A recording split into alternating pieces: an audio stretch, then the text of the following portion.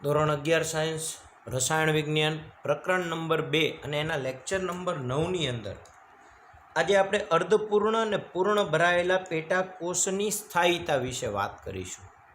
આજે જે ટોપિકની વાત કરવાની છે ઇલેક્ટ્રોન રચનાની સાપેક્ષે છે અને ઇલેક્ટ્રોન રચના વિશેની વાત આપણે લાસ્ટ લેક્ચરમાં કરી હતી. લાસ્ટ લેક્ચરમાં તમે 1 થી 30 સુધીના તત્વોની ઇલેક્ટ્રોન રચના વિશે પણ અભ્યાસ કર્યો.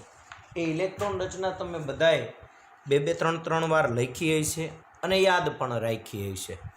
આપણે હવે એની સાપેક્ષે એક નવો ટોપિક અર્ધપૂર્ણ અને પૂર્ણ ભરાયેલા પેટાકોષની સ્થાયીતા વિશેની જે વાત છે, જે આપણે ક્રોમિયમ અને કોપરમાં લાસ્ટ લેક્ચરમાં ભણ્યા હતા, એ વાતને કારણ સ્વરૂપે જ્યારે પ્રશ્ન પૂછાય છે ત્યારે તમારે જવાબ કઈ રીતે આપવો એ આપણે આજે સમજીએ. તો આપણે ભણીએ પૂર્ણ ભરાયેલ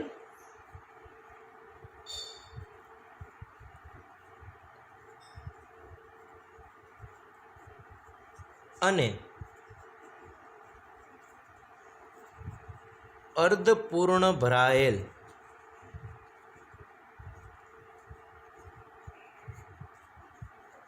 પેટાકોષની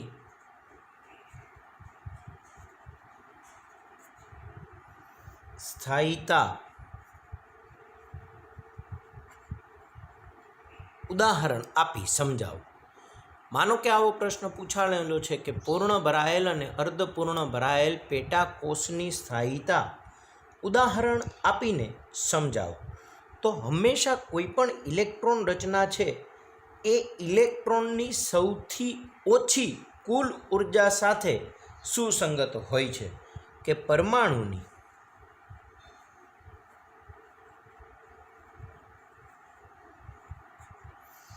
ધરા અવસ્થાની ઇલેક્ટ્રોન રચના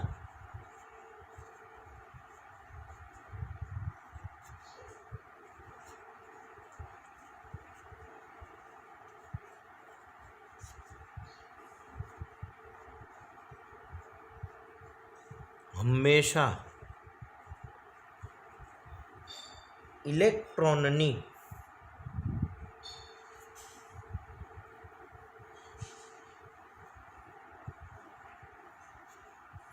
સૌથી ઓછી કુલ ઉર્જા સાથે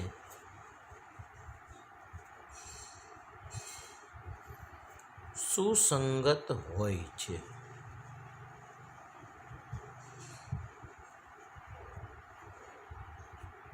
એટલે કે કોઈ પણ પરમાણુની ઇલેક્ટ્રોન રચના છે એના ઇલેક્ટ્રોનની ઉર્જા સૌથી ઓછી રહે એની સાથે જોડાયેલું હોય છે. કારણ કે આપણને બધાને ખબર છે કે જો ઉર્જા ઓછી હોય તો જ સ્થિરતા વધારે હોય. જો ઉર્જા વધારે હોય તો એની સ્થિરતા ઓછી હોય. ધરા અવસ્થા અને ઉત્તેજિત અવસ્થા બે વસ્તુ આવે છે. ધરા અવસ્થા અને ઉત્તેજિત અવસ્થા, જેને આપણે આગળ ઉપર જ્યારે સંયોજનો બનાવવાની વાત આવશે, આપણે તત્વમાંથી સંયોજનો બનાવીશું એ ચેપ્ટરમાં ધરા અવસ્થા, ઉત્તેજિત અવસ્થા એ બધાની વાત કરીશું કે ઘણી બધી વખત પરમાણુ છે એ પોતાના ઇલેક્ટ્રોનને વધુ ઉર્જા ધરાવતી કક્ષકમાં મોકલે છે. એટલે એ એની ધરા અવસ્થામાંથી એની ઉત્તેજિત અવસ્થામાં થાય છે. મોટાભાગના તત્વો એ આ નિયમને અનુસરે છે. મોટાભાગના તત્વો એ આ નિયમને અનુસરે છે.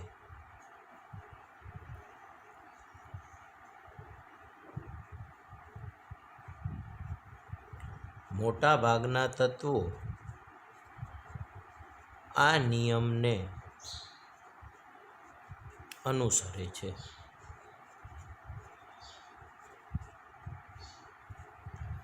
તેમ છતાં કેટલાક તત્વો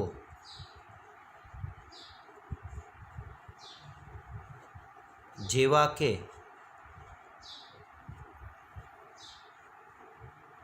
ક્રોમિયમ અને કોપર, ક્રોમિયમ અને કોપર એ આ ઇલેક્ટ્રોનીય રચનાના નિયમ સાથે થોડાક સુસંગત હોતા નથી. આપણને ખબર છે કે ઇલેક્ટ્રોન રચના છે એ આઉફબાઉ પૌલી અને હુન્ડના નિયમની સાપેક્ષે આપણે ભરીએ છીએ. એમાંય ક્રોમિયમ અને કોપર, ક્રોમિયમનો પરમાણુ ક્રમાંક 24 અને કોપરનો પરમાણુ ક્રમાંક 29. તો એની ઇલેક્ટ્રોન રચના ક્રોમિયમ માટે એની ઇલેક્ટ્રોન રચના 4s2 3d4ના બદલે 4s1 અને 3d5 જોવા મળે છે, અને કોપર માટે 4s2 3d9ના બદલે 4s1 અને 3d10 જોવા મળે છે. કેટલાક તત્વ જેવા કે ક્રોમિયમ અને કોપર. તો આવું કેમ થાય છે? તો સમજો કે ક્રોમિયમ, આપણે બેની અલગ અલગ લખીએ કે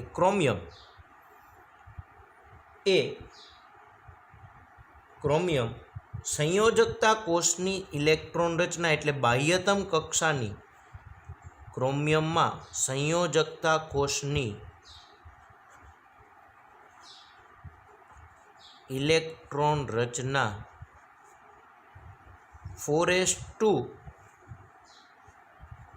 3d4ના બદલે 4s1 અને 3d5 જોવા મળે છે. તે જ રીતે કોપરમાં સંયોજકતા કોષની ઇલેક્ટ્રોન રચના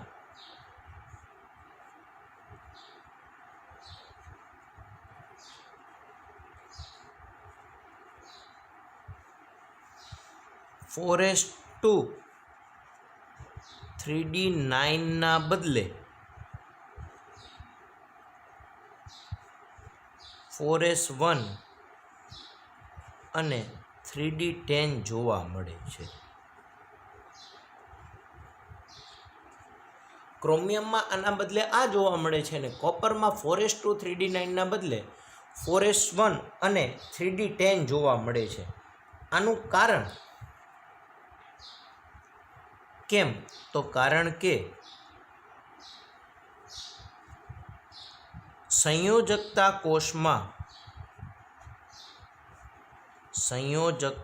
કોષના બે પેટાકોષ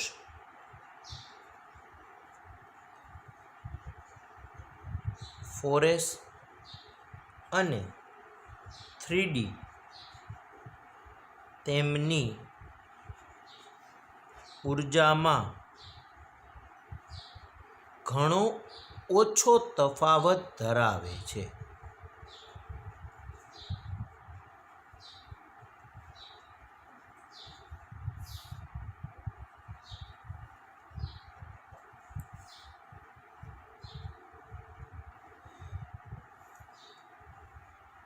થ્રીડી અને 4s તેની ઉર્જામાં ઘણો ઓછો તફાવત ધરાવે છે. તેથી ઇલેક્ટ્રોન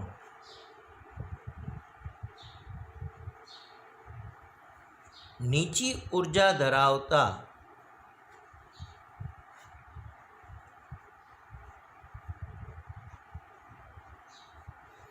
ફોરેસ પેટાકોષમાંથી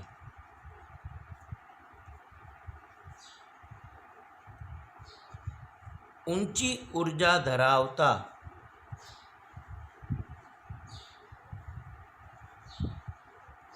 3d પેટાકોષમાં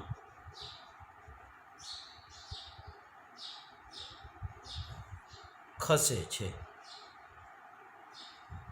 એટલે કે શિફ્ટ થાય છે. આના પરિણામે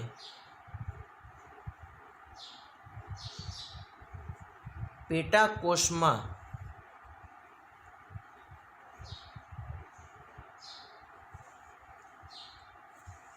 અર્ધપૂર્ણ, પેટાકોષમાં અર્ધપૂર્ણ અથવા પૂર્ણ રીતે ભરાય તેવી ઇલેક્ટ્રોન રચના જોવા મળે છે. શું થયું? તો આપણે લાસ્ટ ટાઈમ સમજ્યા હતા કે ભાઈ ક્રોમિયમની વાત કરીએ તો 4s2 અને 3d4 બદલે 4s1 અને 3d5 જાય તો શું થાય? હવે અહીંયા હું તમને સમજાવું કે ક્રોમિયમ છે તો એની ઇલેક્ટ્રોન રચના લખીએ આપણે 4s2 3d4 24 પરમાણુ ક્રમાંક છે એનો, એટલે આર્ગોન કમ્પ્લેટ અને 4s2 અને 3d4 છે. હવે ખરેખર આના કરતાં આની ઉર્જા વધારે છે, એટલે ઇલેક્ટ્રોન આમાં જ રહેવા જોઈએ, આમાં ન જવા જોઈએ, પણ ઉર્જામાં તફાવત ઓછો છે એટલે આનો એક ઇલેક્ટ્રોન આમાં જાય, કારણ કે આના 2 ઇલેક્ટ્રોન છે તો કક્ષક પૂર્ણ થઈ, અને આમાં 4.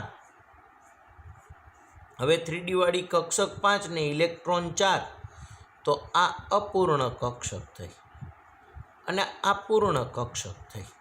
હવે જો એક ઇલેક્ટ્રોન આમાં જતો રહે અને 4s1 અને 3d5 થઈ જાય તો 4sમાં એક ઇલેક્ટ્રોન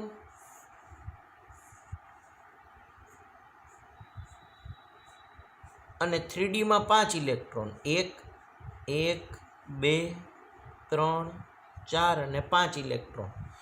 તો હવે આય અર્ધપૂર્ણ થઈ અને આય અર્ધપૂર્ણ થઈ. સમજો 3dમાં ખરેખર કક્ષકો 5 છે, ડી પ્રકારની 5 કક્ષક, અને 5 કક્ષકમાં થઈને 4 ઇલેક્ટ્રોન આવ્યા એટલે અપૂર્ણ થયું. આમાં 5 કક્ષકમાં એક એક ઇલેક્ટ્રોન આવ્યો એટલે 5 5 અર્ધપૂર્ણ કહેવાય ને આય અર્ધપૂર્ણ થઈ, એટલે પૂર્ણ ને અપૂર્ણ કરતાં આ અર્ધપૂર્ણ કક્ષકોની સ્થિરતા વધારે હોય, એટલે આના કરતાં આની સ્થિરતા વધારે છે, એટલે ક્રોમિયમની ઇલેક્ટ્રોન રચના 4s2 3d4 બદલે 4s1 અને 3d5 જોવા મળે છે. આવી જ વાત કોપર માટે છે કે કોપર એનો પરમાણુ ક્રમાંક 29, એની ઇલેક્ટ્રોન રચના થાય આર્ગોન કમ્પ્લેટ 4s2 અને 3d9. જો તમે અફબાઉના નિયમ પ્રમાણે વિચારો તો આમાં 2 ઇલેક્ટ્રોન ને આમાં 9 ઇલેક્ટ્રોન. હવે આ 4s કક્ષક અને આ 3d, 4sના 2 ઇલેક્ટ્રોન, 3dમાં 1 2 3 4 અને 5 કક્ષક, 1 ઇલેક્ટ્રોન 2 3 4 5 6 7 8 અને 9. તો આ પૂર્ણ થઈ ગઈ પણ આ અપૂર્ણ રહી. આમાં 10 ઇલેક્ટ્રોન મળે તો પૂર્ણ થઈ જાય. હવે એક ઇલેક્ટ્રોન અહીંથી અહીંયા શિફ્ટ થાય તો એની ઇલેક્ટ્રોન રચના થઈ જશે 4s1 અને 3d10. તો 4s એક કક્ષક, એમાં એક ઇલેક્ટ્રોન, અને 3dની 5 કક્ષક, 1 2 3 4 અને 5 કક્ષક, આમાં એક ઇલેક્ટ્રોન, આમાં 1 2 3 4 5 6 7 8 9 ને 10. તો હવે આમાં 10 ઇલેક્ટ્રોન આવી ગયા એટલે આ પૂર્ણ થઈ ગઈ અને આ અર્ધપૂર્ણ, કારણ કે આમાં સમાય જ 2 અને 1 છે એટલે એને અર્ધપૂર્ણ કહેવાય. એટલે આ પૂર્ણ અને અપૂર્ણ કરતાં પૂર્ણ અને અર્ધપૂર્ણ કક્ષકોની સ્થિરતા વધારે થઈ, એટલે કોપરની ઇલેક્ટ્રોન રચના 4s2 3d9 બદલે 4s1 3d10 જોવા મળે છે, અને ક્રોમિયમની ઇલેક્ટ્રોન રચના 4s2 3d4 બદલે 4s1 3d5 જોવા મળે છે. જ્યારે આ કારણ સ્વરૂપે પ્રશ્ન પૂછાય તો આપણે દર્શાવી શકીએ કે 3d પેટાકોષમાં કશે આના પરિણામે પેટાકોષમાં અર્ધપૂર્ણ અથવા પૂર્ણ રીતે ભરાય તેવી ઇલેક્ટ્રોન રચના જોવા મળે છે, અને આ ઇલેક્ટ્રોન રચના વધુ સ્થાયીતા સાથે સંકળાયેલી હોય છે, જોવા મળે છે. અને આ ઇલેક્ટ્રોન રચના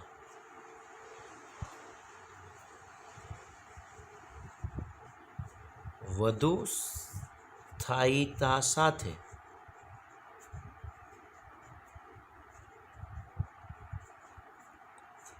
સંકળાયેલ છે.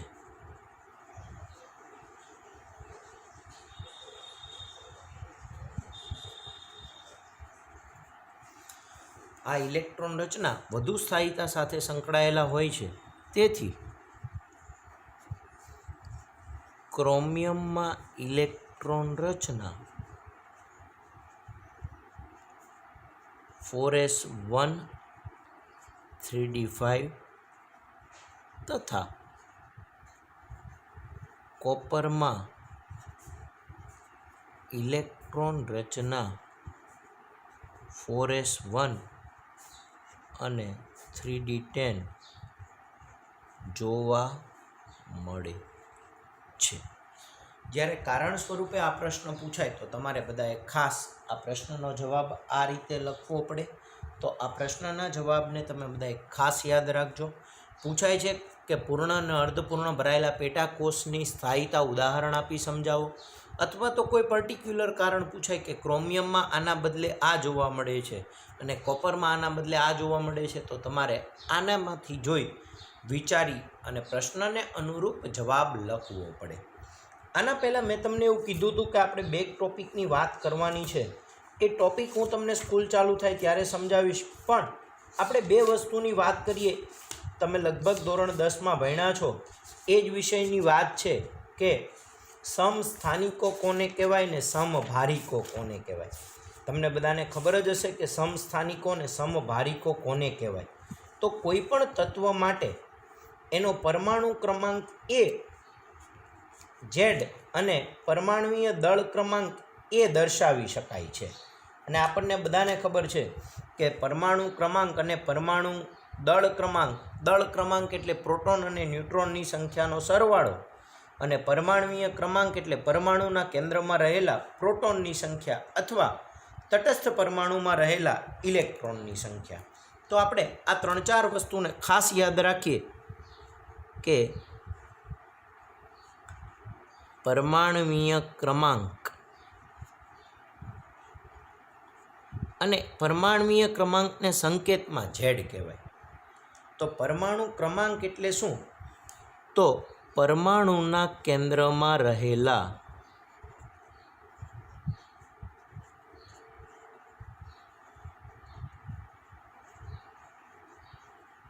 પ્રોટોનની સંખ્યા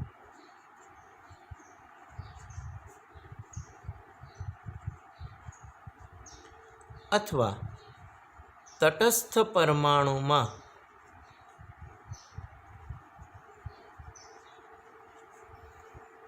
રહેલા ઇલેક્ટ્રોનની સંખ્યા.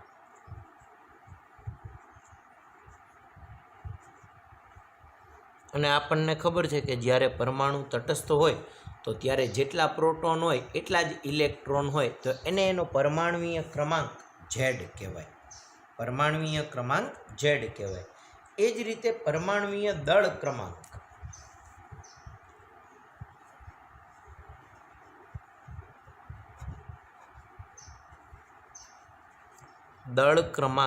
અને દળ ક્રમાંકને સંકેતમાં એથી દર્શાવાય.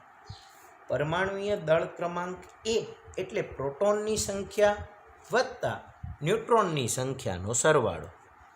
કોઈ પણ પરમાણુમાં પ્રોટોનની સંખ્યા એટલે ઝેડ વત્તા ન્યુટ્રોનની સંખ્યાના સરવાળાને એનો દળ ક્રમાંક કહે છે. આપણે આની વિશે વાત કરી છે કે પરમાણુના મુખ્ય 3 ઘટક પ્રોટોન, ન્યુટ્રોન ને ઇલેક્ટ્રોન, પણ ઇલેક્ટ્રોનનું દળ છે એ પ્રોટોન અને ન્યુટ્રોનની સાપેક્ષે ખૂબ જ ઓછું છે. એટલે દળ ક્રમાંકમાં માત્ર આપણે પ્રોટોન અને ન્યુટ્રોનની જ વાત કરીએ છીએ. પછી આપણે ભણવાનું છે સમસ્થાનિકો અને સમભારિકો.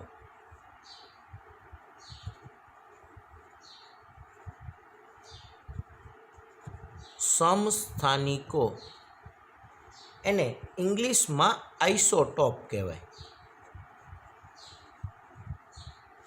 આ ખાસ યાદ રાખજો.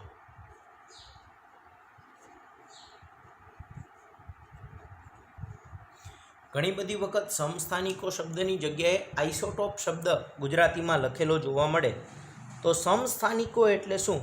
તો સમાન પરમાણુય ક્રમાંક અને જુદા જુદા દળ ક્રમાંક ધરાવતા પરમાણુને સમાન પરમાણુય ક્રમાંક અને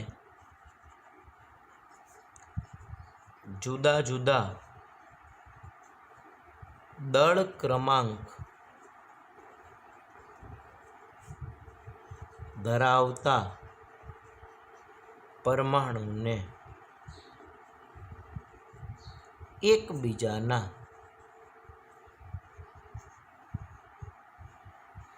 સમસ્થાનિકો કહે છે.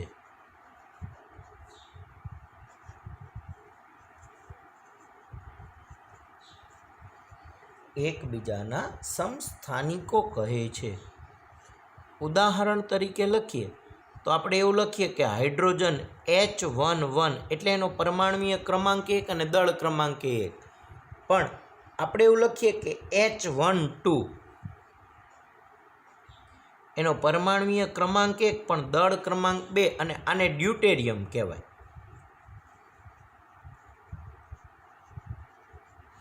આ હાઇડ્રોજન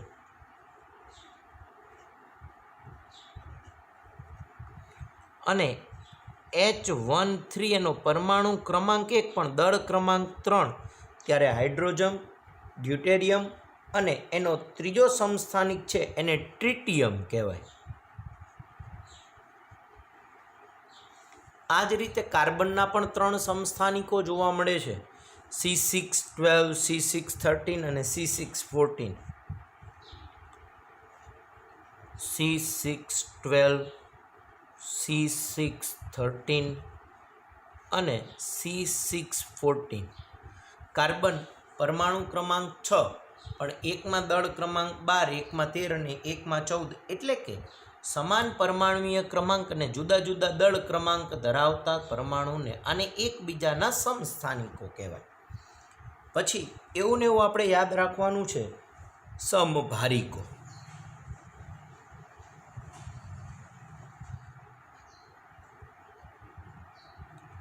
એને અંગ્રેજીમાં આઇસોબાર કહેવાય.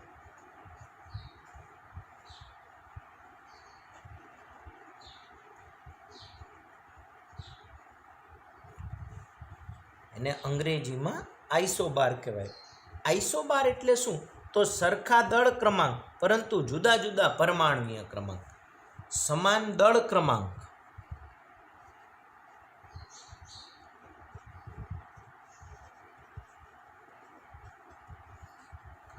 પરંતુ જુદા જુદા પરમાણુય ક્રમાંક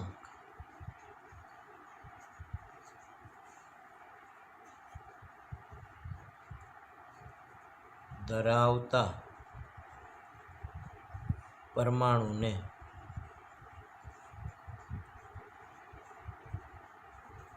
એકબીજાના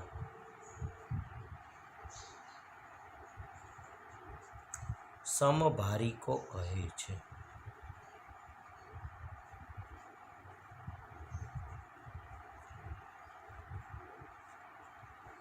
ઉદાહરણ તરીકે લઈએ તો C614 અને N714. C614 કાર્બન પરમાણુ ક્રમાંક 6 પણ દળ ક્રમાંક 14. એ જ રીતે N714 નાઇટ્રોજન જેનો પરમાણુ ક્રમાંક 7 છે પણ દળ ક્રમાંક 14 છે. તો આમાં તમે જુઓ તો દળ ક્રમાંક સરખા થયા પણ પરમાણુ ક્રમાંક જુદા જુદા થયા. તો દળ ક્રમાંક સરખા પરંતુ જુદા જુદા પરમાણુય ક્રમાંક ધરાવતા પરમાણુને એકબીજાના સમભારિકો કહે છે. તો આ બે એકબીજાના સમભારિકો થયા અને આ 3 એકબીજાના સમસ્થાનિકો થયા. તો આમ કરીને આપણે આ 4 વસ્તુને યાદ રાખીએ: પરમાણુય ક્રમાંક, પરમાણુય દળ ક્રમાંક, એને પરમાણુ ભારાંક પણ કહેવાય છે. પછી સમસ્થાનિકો અને સમભારિકો, આ 4 વ્યાખ્યા અને આ કારણ. આ પરીક્ષામાં 3 માર્કમાં કારણ પૂછાય છે. 3 માર્ક અથવા 2 માર્કમાં પૂછાય તો આ કારણને યાદ રાખીએ અને આ 4 વ્યાખ્યા મોસ્ટ IMP સમજી વિચારી અને તૈયાર